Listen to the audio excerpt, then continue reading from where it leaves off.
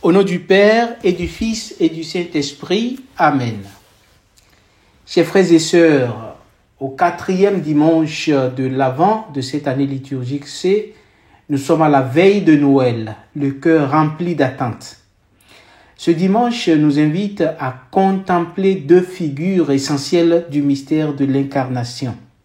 Marie, la mère du Sauveur, et Élisabeth, témoin de la foi.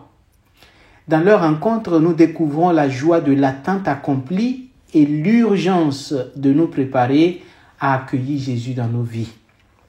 Dans la première lecture de ce dimanche, tirée du livre du prophète Michée, au chapitre 5, versets 1 à 4, le prophète annonce que le Messie naîtra à Bethléem, un village insignifiant aux yeux des hommes, mais choisi par Dieu. Ce choix révèle une vérité fondamentale. Dieu agit souvent à travers ce qui est humble et discret. Marie est l'exemple parfait de cette humilité. Une jeune femme de Nazareth, sans éclat particulier aux yeux du monde, elle devient la mère du Sauveur. L'histoire du salut passe par ceux qui acceptent de se rendre disponibles à Dieu, non par leur puissance, mais par leur foi. Cette première lecture devrait susciter en nous une question. Sommes-nous prêts à laisser Dieu agir dans nos vies, même à travers des circonstances qui semblent petites, humbles ou insignifiantes? Voilà ce à quoi nous sommes appelés à réfléchir pour discerner comment nous laissons Dieu agir dans nos vies. La deuxième lecture de ce dimanche nous rappelle que Jésus lui-même est venu sur la terre pour accomplir la volonté du Père. Me voici, je suis venu pour faire ta volonté.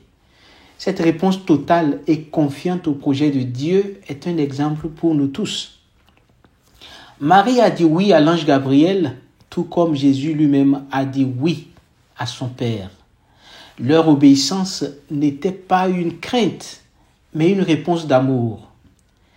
Donc, en cette période de l'Avent, sommes-nous prêts à dire notre propre oui à Dieu, à le laisser guider nos choix et nos actions? Demandons-nous combien de fois nous avons résisté à la volonté de Dieu. Nous n'avons pas consulté les plans du Seigneur pour nous.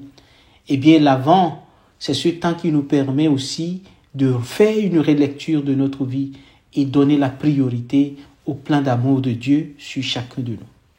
Venons-en maintenant à l'évangile de ce dimanche qui nous raconte la visitation de Marie à Élisabeth.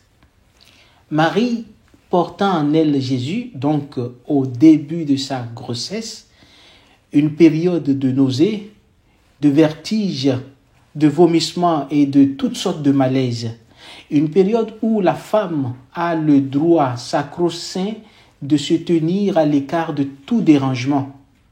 Eh bien, c'est précisément au cours de cette période que Marie se lève et se rend avec empressement auprès d'Élisabeth, sa cousine, qui est d'âge avancé et qui était aussi en état de grossesse. Chers frères et sœurs, Marie nous enseigne que l'amour n'a pas de temps à perdre. L'amour ne se fait pas supplier. L'amour n'attend pas des sollicitations. Elle se lève, elle sait qu'elle était utile à sa cousine Élisabeth. Chers frères et sœurs, demandons-nous si nous nous rendons disponibles quand les autres ont besoin de nous. Est-ce que nous ne nous faisons pas prier? Marie nous enseigne que nous devrions être disponibles de cette manière. Car, comme je disais, l'amour n'a pas de temps à perdre. L'amour vole au secours des personnes qui ont besoin d'aide sans nécessairement attendre qu'ils soient sollicités. À cette rencontre entre Marie et Élisabeth, l'enfant que cette dernière porte en son sein, c'est-à-dire Jean-Baptiste, tressaille de joie. Cette scène est marquée par la joie et l'exultation. Et pourquoi donc? Parce que la présence de Jésus transforme tout. On ne le rencontre pas pour demeurer le même. Élisabeth reconnaît à Marie la mère de son Seigneur et proclame « Heureux celle qui a cru à l'accomplissement des paroles qui lui furent dites de la part du Seigneur. Pour nous aussi, chers frères et sœurs, chaque rencontre peut devenir une occasion de joie et de bénédiction si nous portons en nous le Seigneur Jésus. Chers frères et sœurs, si nous sommes des Christophores, c'est-à-dire ceux qui portent le Christ, nous serons des personnes qui transformeront tout autour de nous. Parce que en nous rencontrant, nos frères et sœurs trouveront la joie du Christ et trouveront la possibilité de tressaillir et de manifester justement cette joie de la rencontre avec le Seigneur. Portons-nous cette lumière et cette espérance autour de nous? Sommes-nous des personnes dont la présence apporte la joie ou des gens dont la présence crée la confusion, la consternation, le désarroi et tant d'autres situations déplorables? Chers frères et sœurs, la venue du Christ devrait changer toutes choses en nous.